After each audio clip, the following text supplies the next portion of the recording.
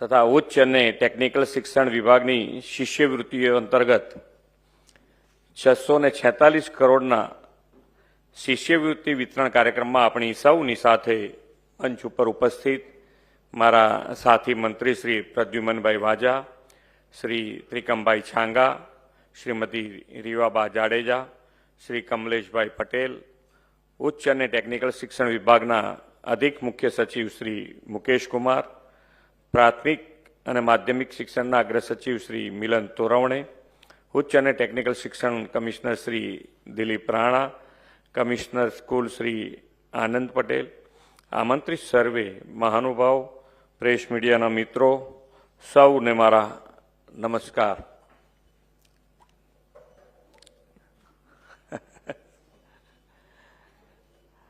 અત્યારે દરેકની જરૂર છે ને, એટલે સોશિયલ મીડિયાને અત્યારે આપણી જોડે રાખવું જરૂરી થઈ ગયું છે.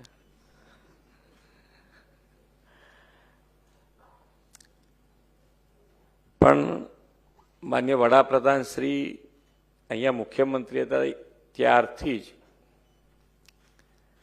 દરેક જણ, દરેક સમાજ કેવી રીતે આગળ વધે એના ઉપર એમણે હર હંમેશ ભાર મૂક્યો. અને એ જ કાર્ય મંત્ર સૌનો સાથ, સૌનો વિકાસ, સૌનો વિશ્વાસ અને સૌનો પ્રયાસ, આ કાર્ય મંત્રથી અત્યારે પણ જે વિકસિત ભારતની સંકલ્પ છે એની ઉપર આગળ વધી રહ્યા છે.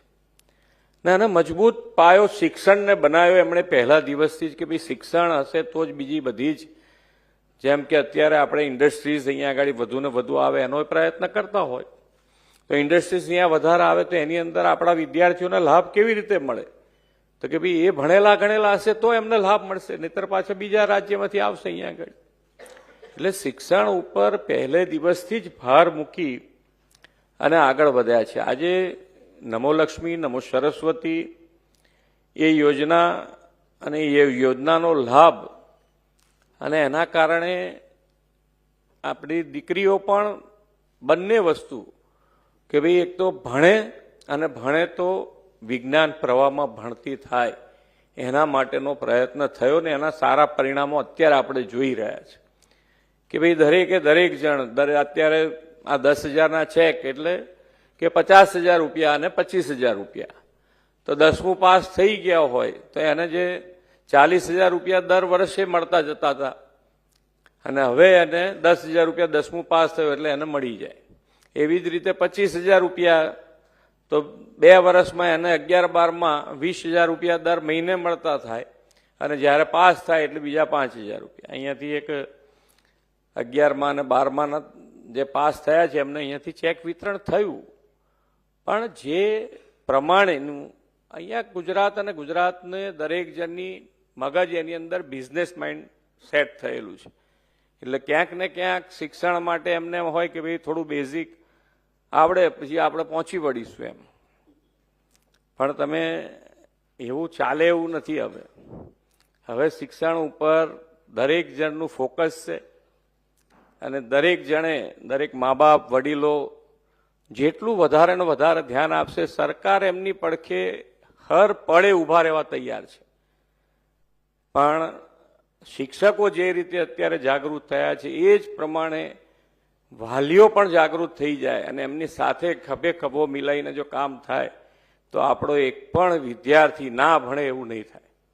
અને અત્યારે તો અમે જાણે ડ્રોપ આઉટ થઈ ગયા હતા એવા વિદ્યાર્થીઓને પણ પાછા લાવીને એને એડમિશન આપીને ભણાવી રહ્યા છે. એટલે અને એ ભણાવવાની વ્યવસ્થા પણ ખૂબ સારી. શિક્ષણ મંત્રી બંનેને અમે અને શિક્ષણ વિભાગના દરેક અધિકારીને પણ અભિનંદન કે ભાઈ ખૂબ સારું આયોજન થયું છે. કારણ કે હવે 4-5 વર્ષથી સ્કૂલ છોડી દીધી હોય અને જે ઉંમર પ્રમાણે એને ધોરણમાં એડમિશન આપ્યું હોય તો એને પાછું રિવાઇવ કરવું કેવી રીતે, બધાની જોડે પેરેલલ આગળ વધવું કેવી રીતે, તો એના માટેનું પણ આયોજન કર્યું છે કે એને સ્પેશિયલ વર્ગ મળે, એને એ આ બધું જ આગળનું જે છૂટી ગયું હોય ફરીથી એને ભણાવવામાં આવે.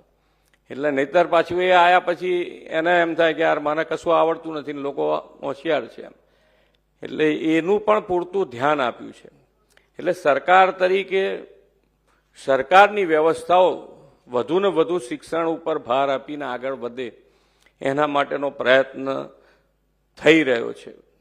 ફક્ત ધ્યાન એટલું જ છે કે ભાઈ દરેકે દરેક જગ્યાએ શિક્ષક અને વિદ્યાર્થી બંનેને એક થઈને ક્યાંક ને ક્યાંક નાની મોટી, અત્યારે તો પહેલાના તો આપણને બધાને અહીંયા આગળ જે બેઠા હશે તો સ્કૂલમાં કેવી રીતે સાહેબો રહેતા હતા આપણી સાથે, અત્યારે તો એવું થાય એવું નથી. ઘણાના એવી આમ કે 4 ફૂટપટ્ટી ભેગી કરે સાહેબ, કેટલી 4 ફૂટપટ્ટી ભેગી કરે, એવા અહીંયા આગળ ઘણા બધા બેઠા હશે કે અમારા શિક્ષક તો 4 ફૂટપટ્ટી ભેગી કરે. એટલે એવું અત્યારે આપણે કરવાની જરૂર નથી, પણ એ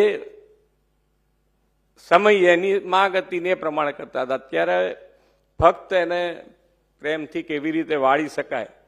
અને અત્યારનું આઈક્યુ પણ તમે જોતા હશો તો આપણા ઘેર, આપણા નાના છોકરાના ઘેર છોકરા હોય તો એ બધા અત્યારે કેટલા હોશિયાર થઈ ગયા છે કે નાની ઉંમરે એમના પ્રશ્નો તમે જુઓ તો એમ થાય કે અત્યારથી આટલા પ્રશ્નો આવે છે, મોટો થશે શું થશે એમ.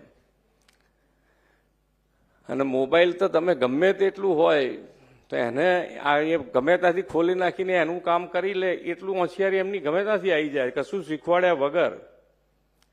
એટલે અત્યારે તમારે એ લોકોની સાથે ખભે ખભો મિલાવવો મુશ્કેલ વાળો થઈ જશે ધીમે ધીમે. એટલે શિક્ષકોને બી તૈયારી વધારે કરવી પડશે એવું મન તો લાગી રહ્યું છે. પહેલા તો શું છે કે ભાઈ વિદ્યાર્થીઓ એકલા જ વધારે કંઈક જાણવું હોય તો પેલી કઈ બુક કહેતા હતા, રેફરન્સ બુક, રેફરન્સ બુકનો ઉપયોગ કરતા હતા. અપેક્ષિત તો આ પેલા જવાબો માટેની વાત છે, પ્રશ્નોને એના જવાબો માટેની. થોડું થોડું મને ખબર છે.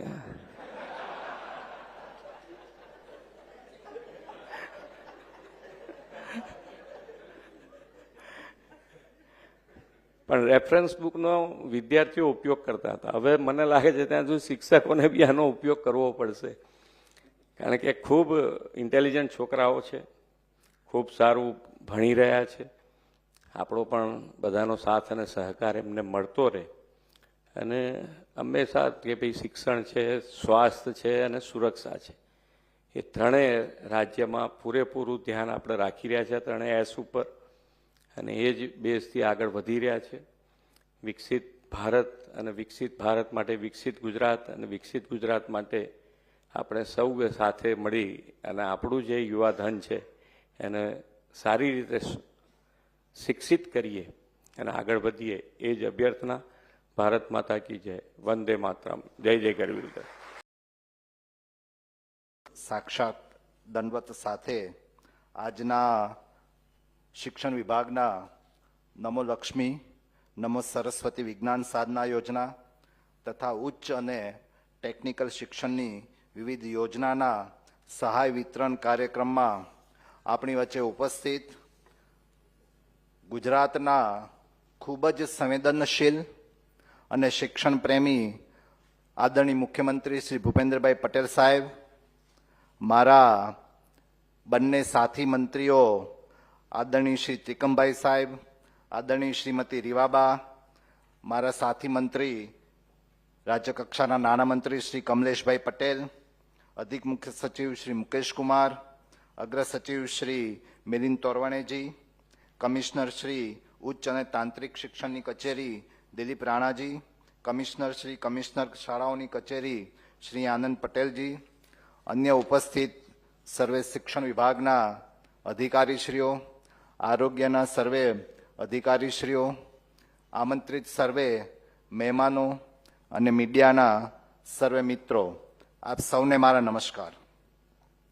સર્વપ્રથમ તો સ્વામી વિવેકાનંદજીએ કહ્યું છે કે શિક્ષણ એટલે મનુષ્યમાં રહેલી પૂર્ણતાનું પ્રગટીકરણ.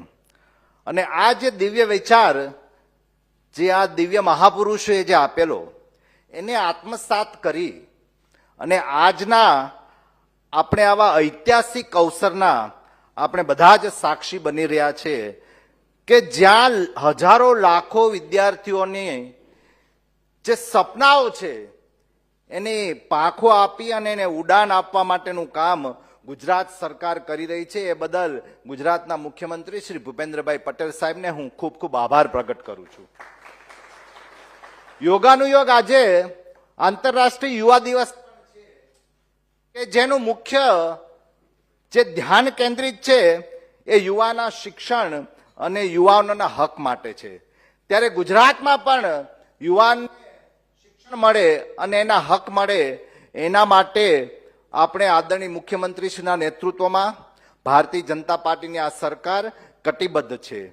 અને શિક્ષણ એ રાષ્ટ્રના સર્વાંગીણ વિકાસનો પાયો મજબૂત બનાવે છે. એટલે કહી શકાય કે શિક્ષણ એ વિકસિત ભારતની આધારશિલા છે.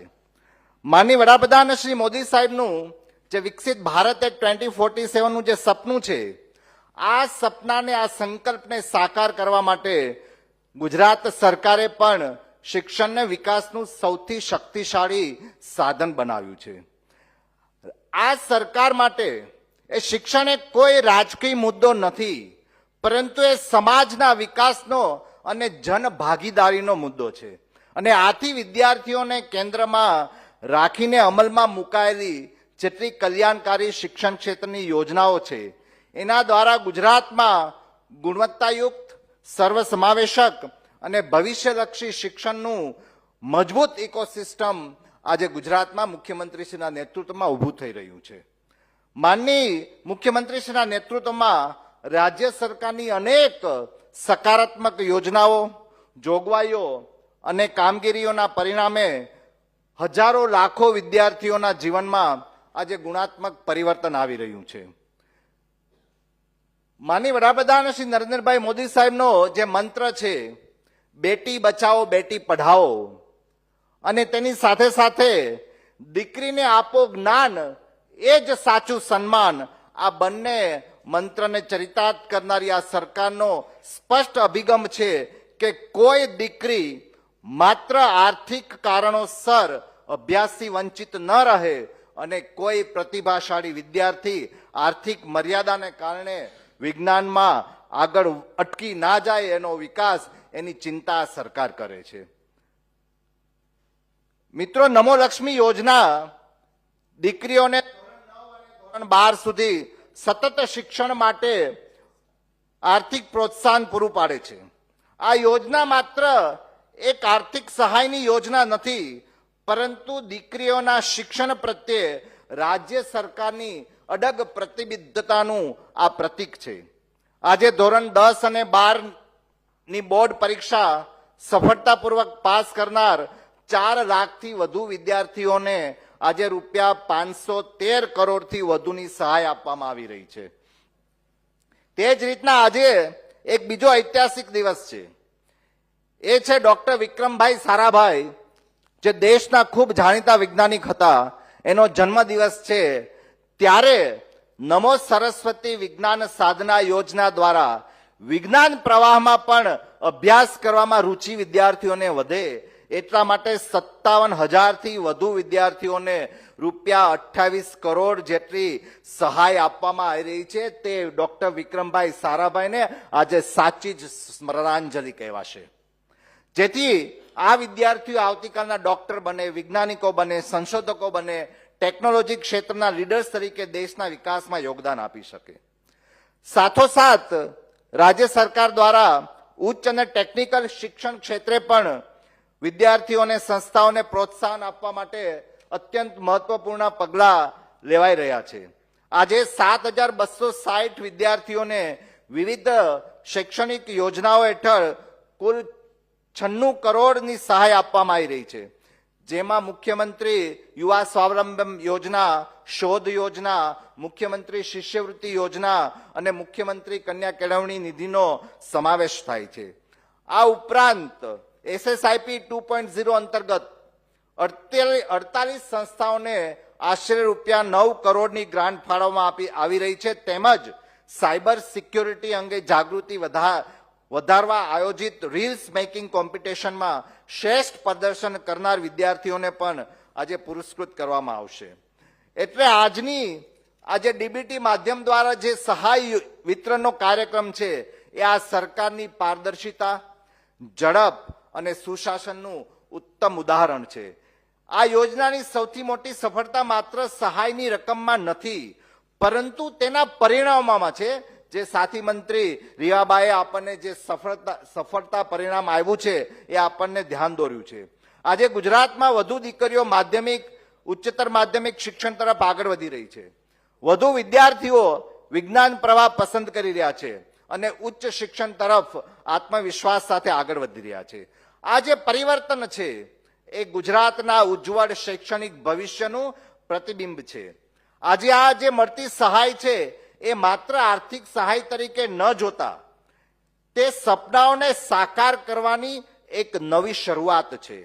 મહેનત, શિસ્ત, સંસ્કાર, સતત અભ્યાસ, નવીનતા પ્રત્યેનો અભિગમ જીવનમાં નવી ઊંચાઈઓ શીખવે છે. એટલે ઉચ્ચ ધ્યેય